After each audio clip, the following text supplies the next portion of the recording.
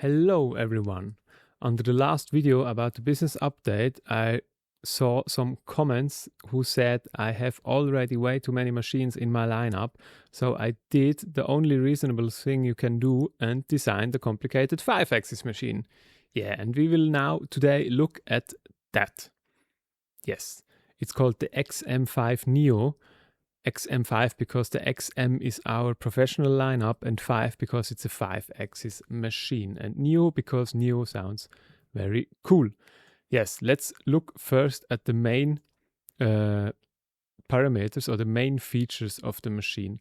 It will, like the Block 5 Pro and the XM9, it will receive the new TNC7 Basic from Heidenhain, which is quite a performant controller, as you probably know, and it will have HSK25 4 kilowatt spindle with 21 tool changer. This here is a laser tool setter, and you have all types of 0-point systems that you can use. Here is a Xindian, a quite affordable Chinese one, or like an Aerova you can also mount. Wait, I can show you. Here is this one. Here is an Aerova, common Aerova system, or whatever else. It's probably supporting many different types of 0-point systems. And then from the dimensions, the machine in the outside dimensions, in the width, it is around 865 millimeters wide. So it still fits through normal 900 millimeter doors, and here this control interface you can swivel to the front, and so it's not in the way of the size, so it can fit nicely through a normal door. And here this is an oil filter, which you don't need if you use normal flood coolant. This is only for a customer who wants to use oil-based lubricant. You can remove that. Yeah, and now we had 800, what was it? 864 wide, and then depth we have around 1.25 meters, and in height we have around 2 meters. Yeah, very a compact, nice machine, and in weight it will probably be around 500 to 700 kilograms.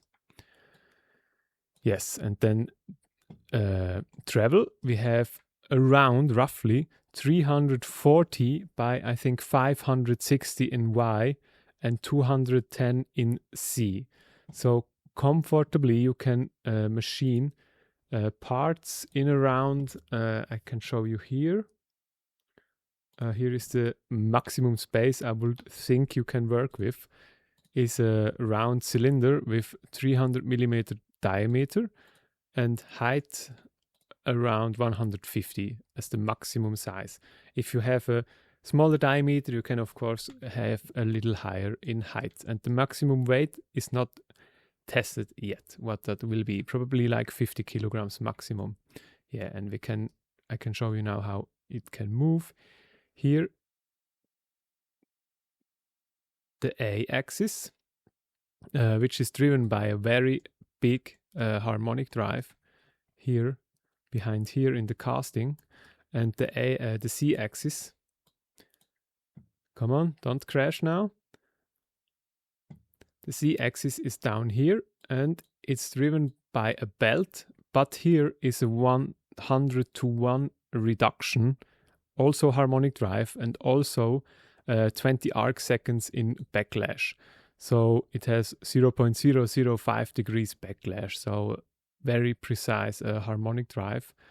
Yeah, that is that. And here we see the tool rack, which is a 21 tool rack, and I have designed it so it's always 7 tools on a single slate here, and you can remove each slates individually, and you can prepare them on a table or somewhere else in a special small rack. You can prepare there your 7 tools, and you can easily change it by just removing 2 screws here, and then you can take it out, take the other 7 in, and it's very easy to work with, and very modular. Yeah, and here we have the spindle, here we have the flood coolant. Yeah, it can move quite a bit. And yeah, here on the downside, we have the whole chip management, which this is a very big chip bin where all the chips fall in, and you have 4 handles here where you can pull it out and put the chips in the recycling bin. Yeah, and here you have 2 slots for flood coolant pumps, and it's also a very big flood coolant tank. Yes, the whole underside is a welded part. I think I have tested or simulated it for up to 2 tons. It could, in theory, hold comfortably. So it's not really a problem with this like 500 kilogram machine on top. Then we have a main door. We have a main door here in the front that swivels to the left and has, of course, a interlocking door switch with door guard, which holds it shut if the machine is running. And we have 2 service doors on each side. This is a service door and this is a service door. And on the back side, we also have a service door for loading the ATC rack here. So we can easily access it. Then here on the back side, we have the electronic cabinet and the cabinet for the oils, water cooling, minimum quantity lubrication stuff, and yeah, will all go in here, and here is the electronic cabinet. Yes. Then next we can remove the enclosure like that, and we see the machine itself. I never designed the cable chains because it's way too complicated for not much upsides, and I also never placed the screws, so don't look for bolts or screws or cable chains. They are not here. Yeah, we see here the frame, the main frame of the machine, which is a cast iron frame, which is designed quite simple. It will be cast in lost foam casting, and it's already ordered for three prototype. The first 3 machines are already ordered, the cast frames. Yes, and on the cast frames there are all the plates mounted, and here also adapter plates for the harmonic drive, and on the other side the bearing. And the one side here, the harmonic drive, takes all the radial and axial forces at the same time, and on the other side here we have only 2 radial bearings which are preloaded from the outside.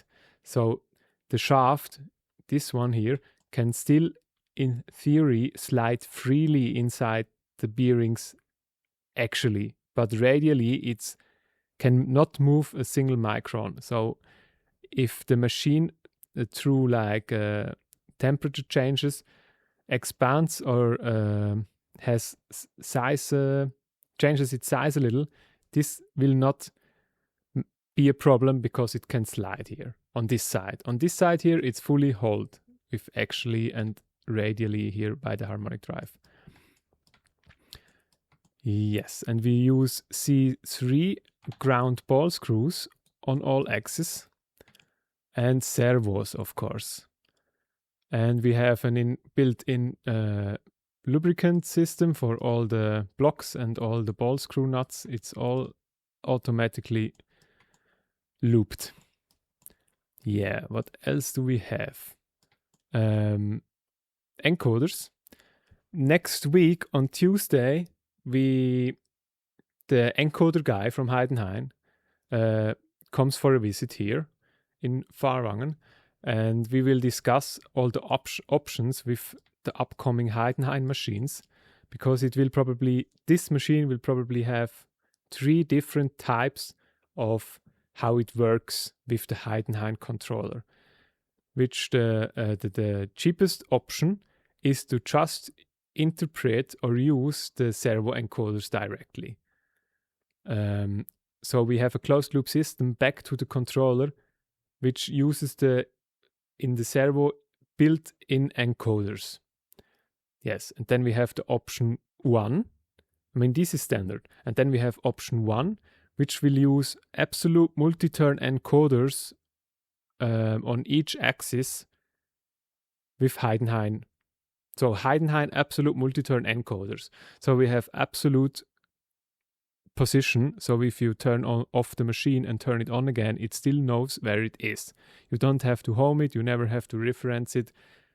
Yes, and it's also quite a lot more precise. And then option 2, we will discuss it on Tuesday, you will have linear encoders on all linear axes.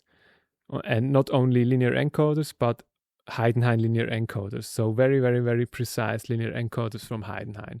But we will discuss this on Tuesday, and I will post the updates probably on Instagram. Yeah. I think this is the most important parts we saw here, huh? Yeah, here we see the full kinematic if you're interested. Here the harmonic drive, here harmonic drive, and here all the axes. And we use not only 16mm C3 ball screws that are ground, also DFU, so 2 nuts preloaded to each other. So we have really no measurable kind of backlash.